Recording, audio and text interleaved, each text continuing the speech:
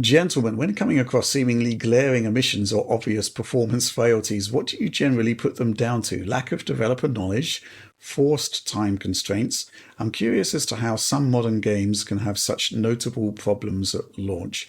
So this kind of comes back to some of the stuff we were talking about earlier with Stalker 2, Alex, but this is a curious one because we like to call it low-hanging fruit, where Hmm. there are seemingly stupidly obvious issues with games that can actually be easily fixed, but somehow make their way through to public-facing code or review code. We kind of have a policy. Well, you talked about it earlier with Stalker when you were talking about the camera motion issues and other things that we picked up on. Right. We kind of have a policy now of just informing the developer of these issues because if they can be easily fixed, maybe it's just an oversight. Please fix it. Um, but what do you think about this? I mean, there do seem to be a lot of scenarios where stuff makes its way through to retail code that almost beggars belief.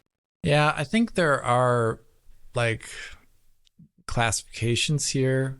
I think there are the ones where they deem something low priority because it is not blocking the release, but it arguably should be much higher on that list because it has like a subjective negative quality that may really negatively affect word of mouth regarding a game.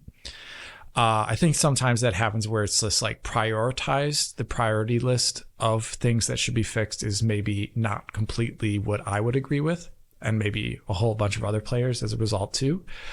I also think there's the like myopic thing that can happen where developers sometimes test things looking at like average frame rate readouts, or they look at the amount of milliseconds in like a given scene, like through automated testing and things like that, but it may not catch camera issues and or frame time issues, which we Right. really harp on here actually at DF. I think every person at DF here cannot stand a hitch or a stutter. I'm pretty sure no one wants those in their games at DF. And I think a lot of our audience is not too happy with it either, which is why we have an audience in the first place. Uh, so I think some of those things are just not seen with certain tools and maybe with certain eyes that are put on games. On the Hmm. PC side, for the longest period of time, developers were not doing any shader compilation pre a game starting because they would play the game with all the shaders already compiled on their test machines, and this is fine, they would say, and then just completely miss the fact that on a fresh install it would be bad. Or there's once again the subjective,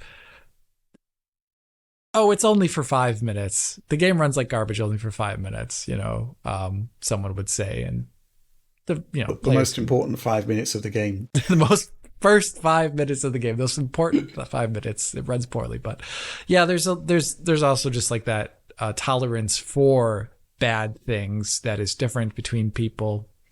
But there's also one that I feel with Japanese devs occurs most often is a language barrier to their audience of receiving feedback, technical feedback, where they don't check English channels.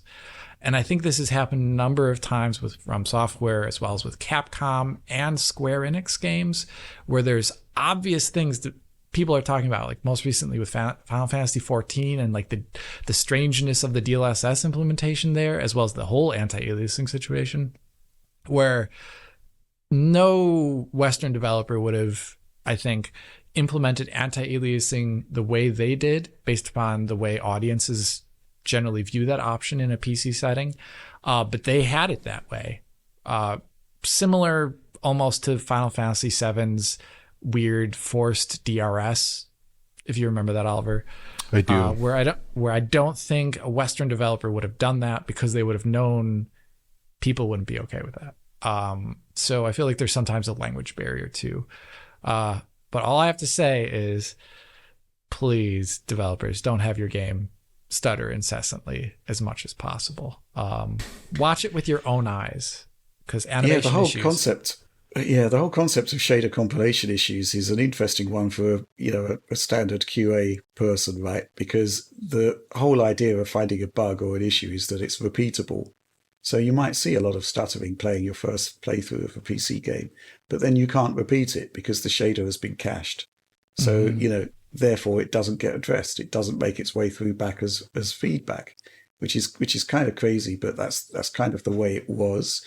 I think one thing which you can sort of be proud of yourself for, Alex, is that the amount of games that are now doing shader caching or some other form of mitigation for that is actually dramatically improved.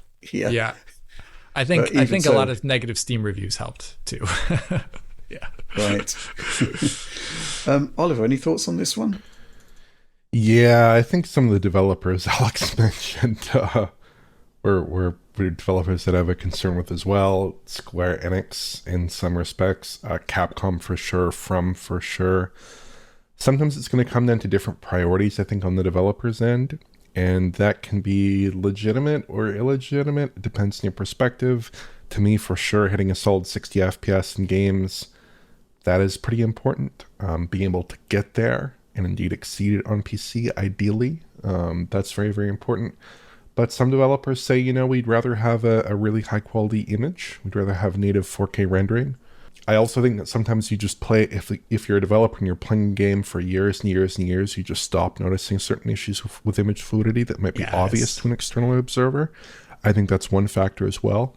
And there are all kinds of issues we can point to in games that are like, this would be easy to fix, or cut down the post-processing here, or use lower detail models here, or low res here, whatever. Those are all things you can point out, and oftentimes those things are fairly obvious. But also, like, sometimes there are just issues that are not really resolvable for the developer, like various stuttering issues with asset streaming. Very easy to open up the Unreal Editor and make something that just will not run in real time as well. Like,